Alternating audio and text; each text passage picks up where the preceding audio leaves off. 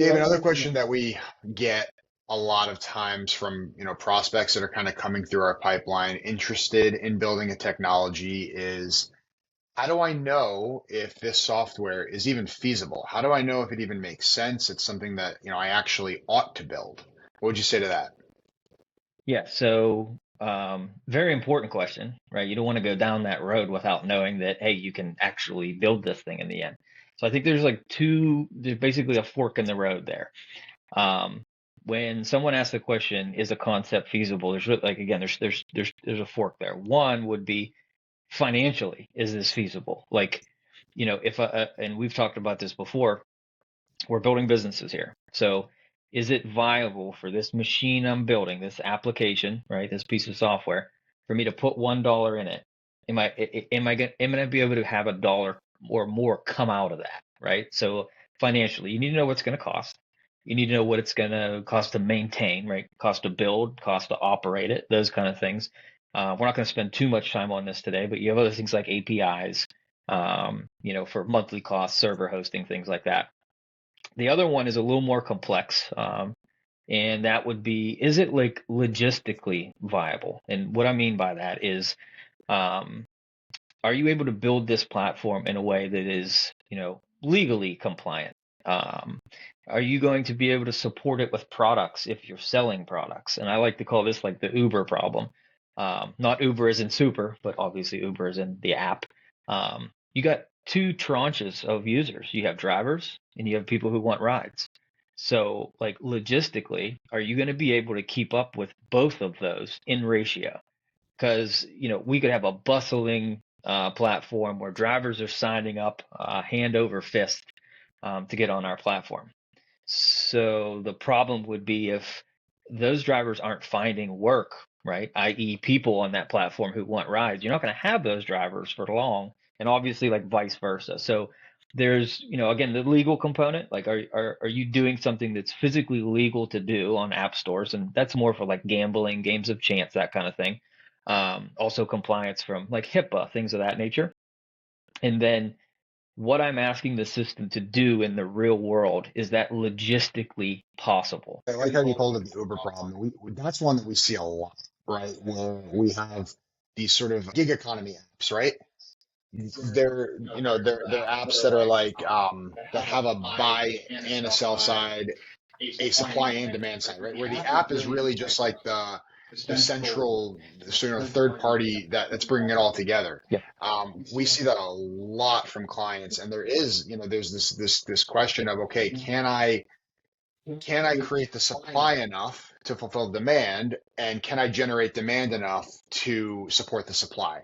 And we see that a lot with, particularly with like delivery apps, any kind of transportation gig apps, dating apps, things like that, right? I remember back in the day, this was the problem with a lot of the dating apps back in the day. I remember there was one Christian Mingle. I don't know if you remember that one. That's going back. I don't. That might still exist.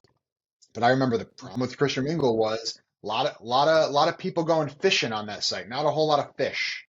And that was definitely a problem for the platform.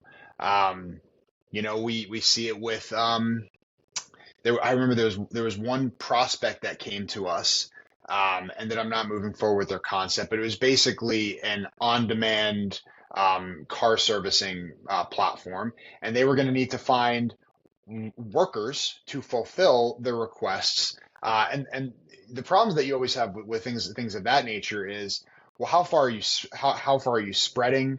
What kind of geography are you working within? How logistically feasible is it? So there are a lot of these questions, but these are the questions that any business owner needs to answer anyway, right? The technology is just it's the vehicle for the service. It's the vehicle for the business.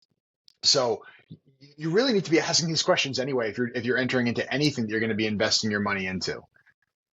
Yeah, absolutely. And then you also introduce the chicken or the egg, right? So Right. in all of those circumstances, who do you go after first?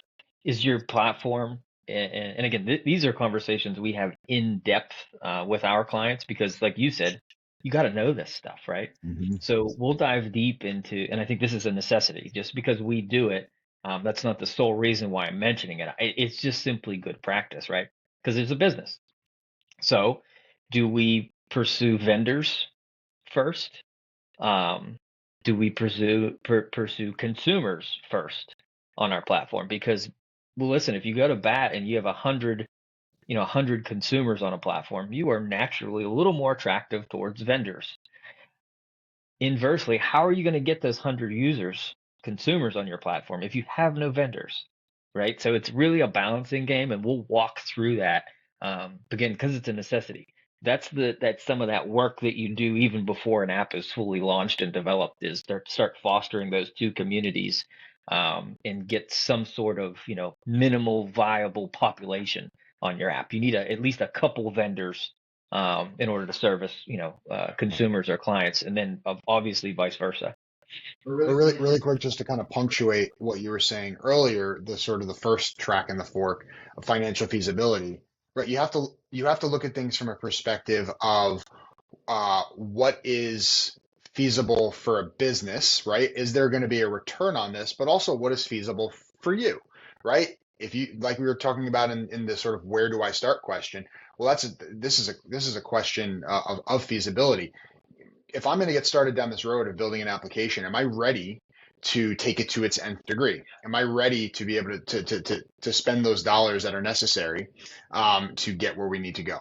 That's something that you need to know right from the beginning, something that you really do need to establish at the outset. Otherwise, you're going to be in for a world of hurt, to be honest with you.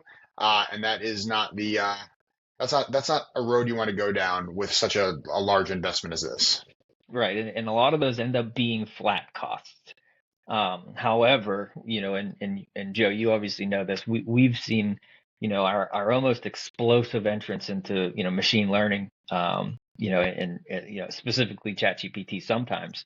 But so you have flat costs, as in, hey, it costs X amount of money every month to essentially get the information into your application, run it, hosting, servers, whatever. We also have, almost this new X factor with machine learning where we're able to say, hey, okay, here's how many users you have, but also an added layer, how much data are they going to use? How much draw are each individual going to use while they're using your platform? And that's a little bit different. That's not linear. That can scale. So we're seeing this in a lot of education apps where we're drawing, we're utilizing machine learning and AI to essentially create reformatted questions, and that has to be calculated. How many questions is a reasonable, usage per day? So again, going in a little bit deeper, you want that to be exhaustive. You don't want surprises on the financial end, really at all. But if there's gonna be surprises, right? If there's some stones to unturn, let's do that first, right? Let's do Yeah. that first, not after development.